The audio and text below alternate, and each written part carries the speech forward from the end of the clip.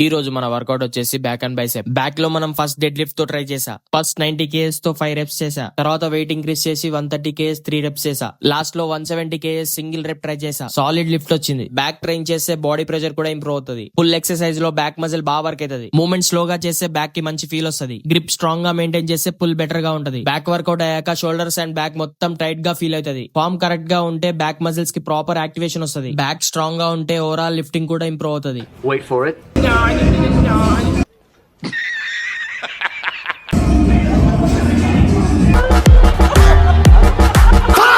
Bicep లో మన first variation వచ్చేసి బార్బల్ కర్ల్. ఈ ఎక్సర్సైజ్ చేస్తే బైసెప్స్ కి డైరెక్ట్ గా హిట్ అవుతుంది. మూవ్మెంట్ కంట్రోల్ గా చేస్తే బైసెప్స్ కి మంచి పంప్ వస్తుంది. వర్కౌట్ అయిపోయాక ఆర్మ్స్ మొత్తం టైట్ గా ఫీల్ అవుతుంది. చిన్న మజిల్ అయినా ట్రైనింగ్ లో చాలా ఇంపార్టెంట్. కన్సిస్టెన్సీ ఉంటే ఆర్మ్ సైజ్ ఆటోమేటిక్ గా ఇంప్రూవ్ అవుతుంది. ఇంకా లాస్ట్ కే హ్యామర్ కర్ల్స్ చేసా. ఈ వర్కౌట్ చేస్తే బైసెప్స్ తో పాటు 4 arms కూడా వర్క్ అవుతాయి. వర్కౌట్ కంప్లీట్ చేసుకుని ఎక్స్ తీసుకొని రూమ్ కి వచ్చేసా. ఫ్రెష్ అయ్యి మీల్ కంప్లీట్ చేసుకుని కార్డియోకి వచ్చా. కార్డియోకి వస్తే జ్యూస్ పాయింట్ కనిపించింది. సమ్మర్ స్టార్ట్ అయిందిగా, అందుకే ఒక జ్యూస్ తాగుతున్నా. హీట్ ఎక్కువగా ఉంది, కొంచెం జ్యూస్ తాగితే బాగుంటది. సరే మళ్ళీ ఉంటా, రేపు కలుద్దాం.